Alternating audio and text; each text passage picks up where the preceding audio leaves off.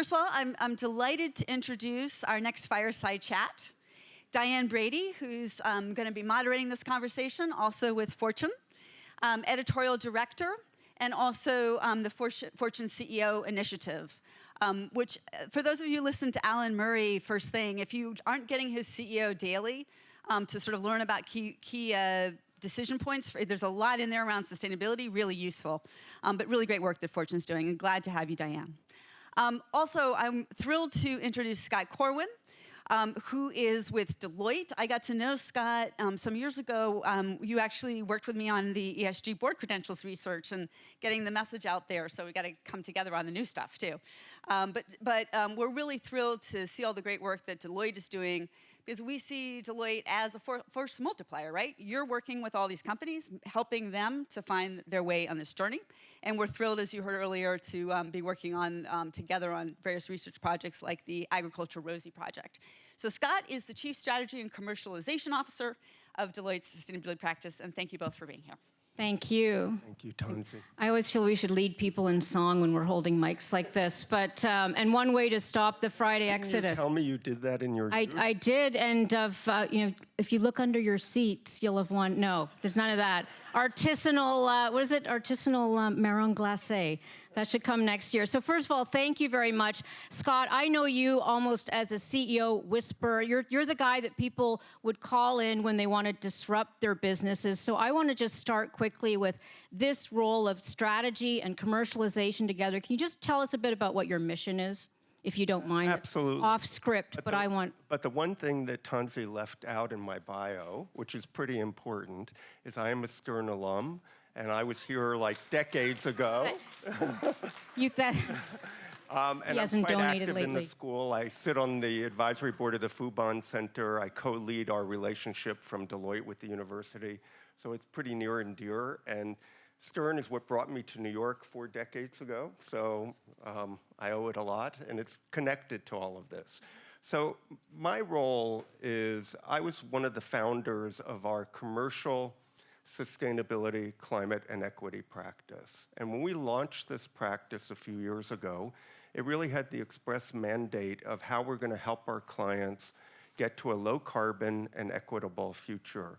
And the role that I have is to kind of look a little further out, sort of what we're calling time horizon 1.5 to 2, to really think about where are we heading, and then what does it mean for essentially every organization, both the Philosopher king, almost. Please, you're overstating it, Okay. but. Well, let's talk about, I know we've heard a lot today about the transition and various components. Where are we right now? Let's give us a sense of place and the various components that you're seeing around that. Oh, thank you, Diane. So I think it's really interesting. I had a chance to kind of reflect on today, and a lot of this conversation, and by the way, it's the conversation that's going on in the C-suite and boards. We're oscillating constantly between playing defense and offense. And the natural propensity is to play defense. We've got regulation. It's increasing. We could talk about the SEC regulations and what it means. We've got, you heard from Serge talking about weather and climate impacts. We heard about that every day. The risk and resilience management teams are focused on the fact that we are having these once-in-a-century storms like every year.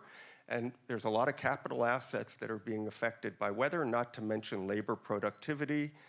So it's having dramatic effects, which in fact is bringing to the fore the need to really drive transformation. But a lot of what we're seeing, by and large, is cost reduction. How do we move to lower carbon, more sustainable solutions? The defense part. The defense part, where there's a business case that has merit. And the problem and challenge, if you fundamentally think about it, and I want to sort of elevate the conversation here, is we're not going to get to accomplishing the Paris Agreement targets by simply trying to play defense. It's not going to be, it's necessary, but not sufficient. And we need to go on offense. And so I think we're also on the cusp of what I'd like to suggest is the sustainability and equity economy. no different than the agricultural shift and the industrial shift and the digital revolution. And there are some hallmarks to it. And I think we talked about them today. And I wrote this ahead of today, but I think I heard a lot of this. So one is, and I'm raising this because I want you to think about long-term value creation, not just near-term value creation, but medium to long-term. We're moving where value will be generated from going from extractive to regenerative, from single-use consumption to circular, from carbon-intensive to net zero, from ecologically despoiling of the commons to stewards of our natural environment and preservation of biodiversity.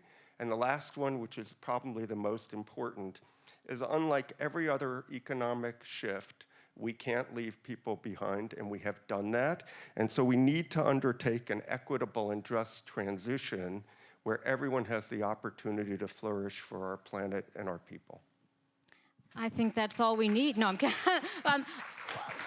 Let's talk, when you talk about from defense to offense in that scenario, can you just unpack it a little bit as to what then are people not doing they should be doing more of? Because we've talked about what business is doing here. What does it look like to take more of the offense on this? Is it bringing more people along? Is that what's missing? Well, for sure we need to bring more people along. But to affect the kind of change we're talking about is really systemic change. What you tend to see is that everyone's focused on the subsector that they're in, sort of what can they do at the enterprise level.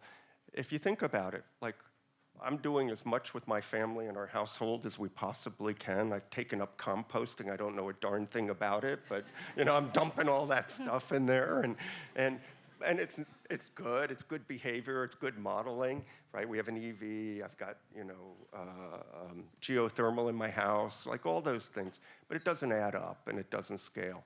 All the things that a single company can do. I mean, it's fantastic what Walmart and hitting the gigaton challenge.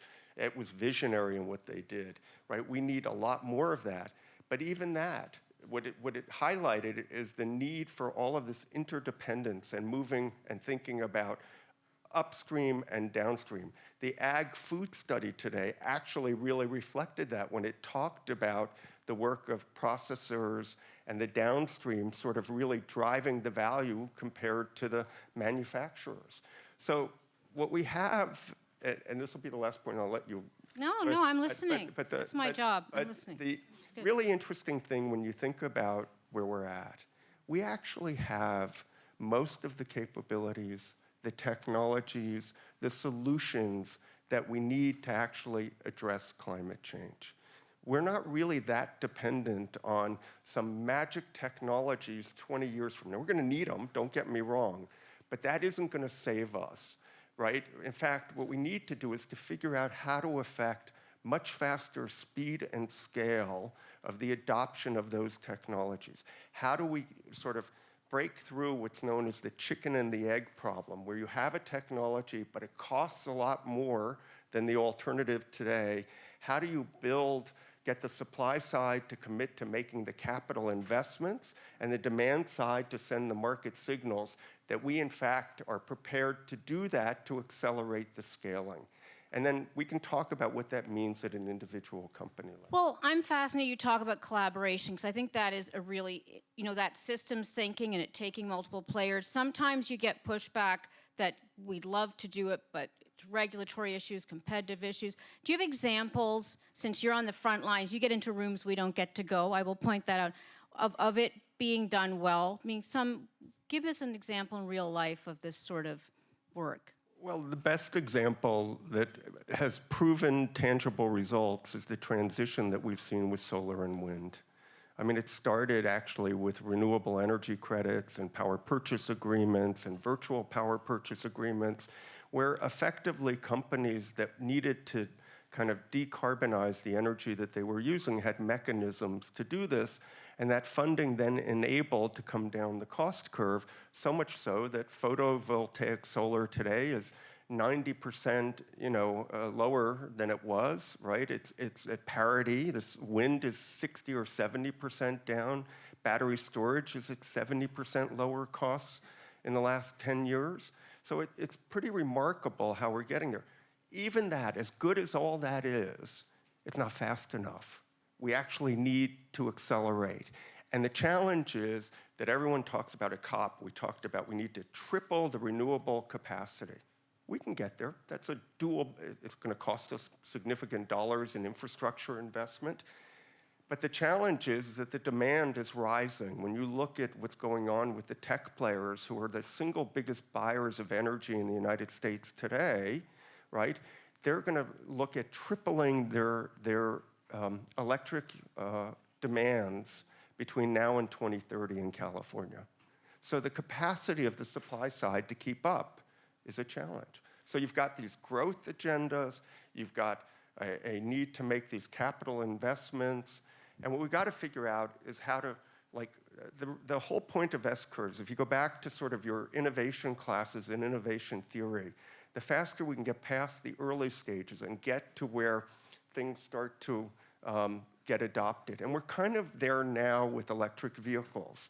Still got a ways to go, but it took, in fact, that we had a set of chargers that were readily available in most markets and to get there. And now what you've got is this incredible concentration of foreign suppliers in terms of, foreign OEMs and the products they're building and the lower cost, right? So it's happening.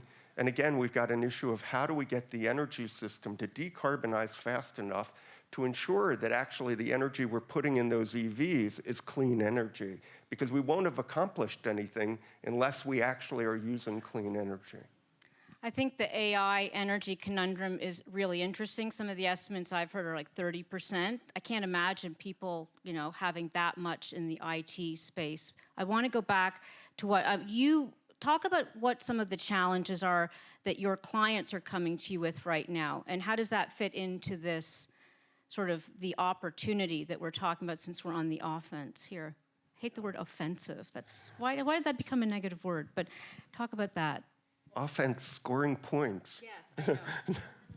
I agree. It's a positive, but it's often turned into a negative. But what are some of the areas that the challenges you're seeing, and how does that fit into this sort of systems approach? Well, so I do want to be careful that I don't look like I'm disparaging the defense side, because we are an auditor. We're really proud of the work we do. We've been advising the standard setters. We have been leading the forefront of where we're going. We believe that transparent disclosures are really critical. In fact, they will probably, those that do them and do them the right way, hopefully will see lower cost of capital over a period of time. The question for me a little bit is it really the starting point for the transition to playing offense? And I would argue that it is a starting point, but it's not the starting point. We're seeing a lot of innovation, and what I think you're seeing on the offense side, whether it's the consumer products companies, and we heard some of that in the food companies, a lot of B2C companies are doing it because they've got consumer segments willing to pay a premium. We heard that from Randy this morning in her work. The B2B and the hard to abate is where the real challenge is. And so we've got to decarbonize energy because everything comes off of that. And then in parallel, transportation and mobility, food, industrials. The challenge that industrials have is a lot of what we're producing requires very high heat intensity or energy intensity. So anything we can do now to reduce energy intensity. The example we heard of food this morning from Constellation of using time-sensitive sort of water monitors, using IoT technologies to use precisely what we need, where we need it, is really valuable. So I mean, I think there's a lot of things we can do, and I can get into one or two specific examples if you want me to. I want to talk about an example that intrigues me that Deloitte was involved in. I was on one of these Japan airline flights where they were talking about this new type of, basically cooking oil, as they call the fuel. You've participated in that in terms of the role that companies play in actually perhaps not putting the profit first. Talk about What's happening in that space? How do you create a market for something that is currently not sustainable from a financial point of view? So what you're talking about is sustainable aviation fuel. Yeah. And for those of you who don't know, it's a bridge technology is probably the way to look at it. It is using reprocessed food oil, like think McDonald's French fry oil. It can use corn-based. It can use lots of biomass. And it's a pretty reasonable answer technologically because it's no different really than ethanol in a car. You can put it into the engine of existing aircraft. We don't need new aircraft to do it. You can get probably half of the tank filled with it. It will reduce the carbon intensity by half, but it costs 4 to 5 times more per gallon. And every airline on the planet would love to have SAF, but they themselves won't pay for it because if you're the first airline to do that, you've taken a massive hit on your income statement and ultimately your balance sheet. And what we've got is the production of it is completely sold out this year and next year globally. So what we need is a set of producers from the energy companies to the refiners to the airport fuel service providers. That whole chain needs to say, we're going to make this a priority. And then what they need are companies like ours where we've bought sustainable aviation fuel and given it to several airlines in the US, Delta, United, American, JetBlue, and globally. Others have done that. But we need to come together in a way to send a market signal that says we're willing to pay some version of the premium. And oh, by the way, the IRA actually has some tax credits in there. None of that is enough to quite bridge the difference. But if you could build enough flywheel momentum in a few markets, it would then encourage investors to say, I want to get into this. And one of the things that's holding them back in all candor is they don't know whether the future of airplanes 20 years from now will have different powertrains. And so the business case is a tough business case because you don't want to invest for 10 years and have to make everything foot. But I think this is a case where we can't afford to wait to know the answer. And we're going to see that in hydrogen long-haul trucking. We're going to see it in all sorts of different places. You know, do you do hydrogen long-haul trucks or do you do EV long-haul trucks? The jury's out on that question. It will take 5 years at least before we know the answer. But meanwhile, we have a desperate need to reduce the emissions from what we're doing. So we're going to have to take some steps. They may be the wrong steps. We may misinvest capital. But if we don't, we're going to miss hitting the targets that we need to by 2030, 2040, and 2050. Sounds like a case for ecosystems. You know, it's something people used to talk about a lot. They don't talk about it as much now in terms of as an investment strategy and such. I would be remiss, and I'm going to go to questions from the audience, but I'd be remiss to have Deloitte in front of me and not talk about regulation, you know, recent SEC ruling being one.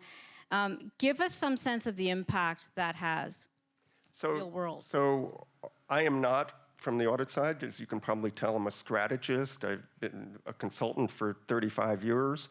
So what our experts on our audit and assurance say about this? One is the regulations that came out of the SEC are quite significant. And when you look at in terms of what they had sent out for commentary, they eliminated the requirement about scope 3.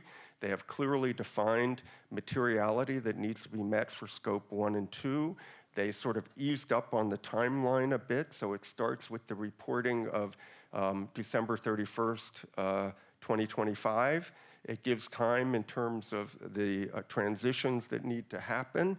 But there is a challenge, which is it doesn't fully conform and align with other global standards. It's not in lieu of them. And so you know, the point that Serge made about all the time and energy, or I think, Tanzi, you said it this morning about, well, there's sort of a budget that companies have, and how much do they spend on reporting versus actually working to solve the problem?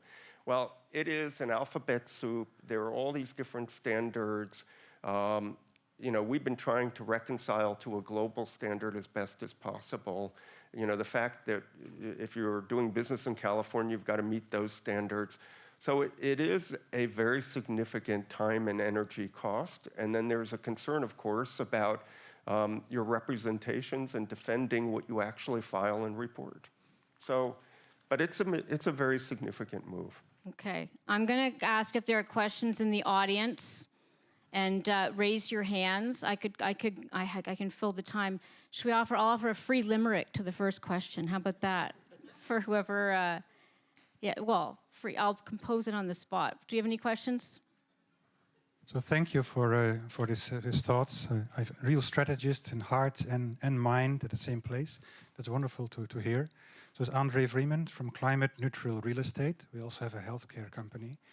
In our sector, which is a public-private partnership with the government of the Netherlands, we have the aim to make real estate climate neutral. And we are engineers in a way, so we all know we can't do it alone. The solar people can't do it alone, the heat pump not alone, the window people, the healthcare people alone. So you have this partnership potential. But the main things you mentioned are much bigger, like sustainable aviation fuel, maybe at least on project basis than a single building. So what potential do you see for collaboration? Of getting not just as competitors, but like a multi-actor approach, that you have a common goal, a common ambition, and you know we're only going to get there together, because none of us will have the same target alone, even if we want to. Yeah. We can't. So do you want a view about what that means in the built environment, or are you just asking more broadly? More broadly, we are in the built environment, and we are amazed how that worked, of coming together as different technologies and reaching a goal that nobody can achieve alone. We scale that approach? How does it work in industry, energy industries that you mentioned? Yeah. Well, there are examples of where it works, and the built environment is a good one. The big issue on that one, of course, is like local law 97 here in New York, where you have the existing stock of buildings, and how do you transform them, and where does the capital come from? On new construction, it's probably easier with new building regulations and all the rest.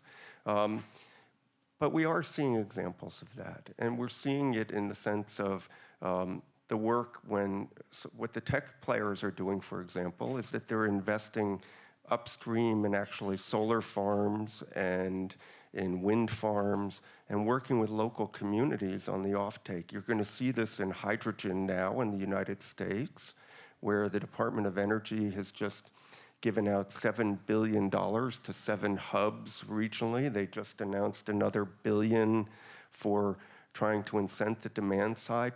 These are communities, these are regions coming together to think about the multiple uses of hydrogen, that if we build the capacity for green hydrogen to be produced, how do you actually then get it out? And that then leads to sort of upstream and downstream efforts. And it's really interesting to see how those things are working. We're on the front lines of them. I've been in several sort of greenhouse meetings with these groups. They come in as claimants, obviously, like what's the benefit to them? How does it help them on decarbonization? But I think there's a recognition that if they're not all in it together, you're not going to build something that can scale. Is there a certain advice you have on engaging? Because to your point, big business, private equity, has a mixed result in engaging with these communities. Because a lot of the communities you talk about are often indigenous communities, given the resources that are needed now. How do you engage them more as partners, since we're talking about multiple stakeholders here? Yeah, I love that question. We have spent a lot of time on this question of just transition and equity. We actually hosted a really amazing session last May or June at the Aspen Institute, and we invited 40 frontline community organizers and a few civic officials, a couple federal officials, and we had 2 corporates. That was it, by design. And we had them talk about different projects that had been worked on, and we had really diverse representation. And the things I'm going to say to you, you'll say, well, I kind of get that and I know that, but it's actually really something when you hear it directly. And essentially, there were cases cited, which I think are very legitimate, about where industry comes in with a big capital project or infrastructure project and essentially plows over these communities where they're not really equipped. This is what they said. This is not my observation. This is what they said. They didn't have the technical resources. They didn't have the legal resources. They didn't have the scientific resources to actually study and evaluate. And they really didn't have agency to make the decision. And so I think if we're talking about the massive transformation of all of the core pillars of the systems that undergird the global economy, we are going to have to do this in a way that is profoundly different in our engagement model, where they have, actual agency. They have the skills and resources that they need to be able to do this development. And if you don't do that, we're going to once again leave a lot of people behind and do this on the backs of them. We have, I believe, 1 minute and 46 seconds left. So I'm going to give you a chance to, let's bring it back to enterprise value, the theme of this gathering here. What final thoughts do you have in terms of both tactical, strategic, in terms of takeaways? So a little bit by design, this conversation was intended to be a provocation, to get people to think a little further out, not to just sort of think linearly, to think about sort of what's, your system sensing capability, what's your system solution, what's your system superpower, to think in sort of a multi-stakeholder context. That's not a natural act. And I think if you fundamentally believe, as we do, that systemic change and working these systems and working the re-engineering of these value chains, we ultimately have to build a movement of like-minded people that work together to affect this change. And that's what I would hope would come out of, that's what I hope comes out of all of these conversations. Excellent. And I'm going to think, I thought of a limerick. If you care and you want to learn, there's no better place than Stern. Here, business can be about sustainability, save Earth, and what money you'll earn. Can I do that on the phone? So there you go.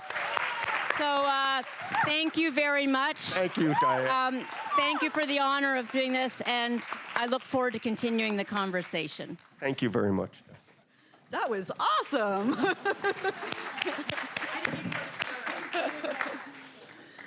Well, I want to thank Scott, both for your leadership as a Stern alum, also your insights, and also your leadership at Deloitte for bringing sustainability home. And I also just want to, as we heard today from all of our speakers, I have the privilege and honor to work with so many sustainability people across so many companies, and they are the coolest, right? Yes, so give yourselves a round of applause.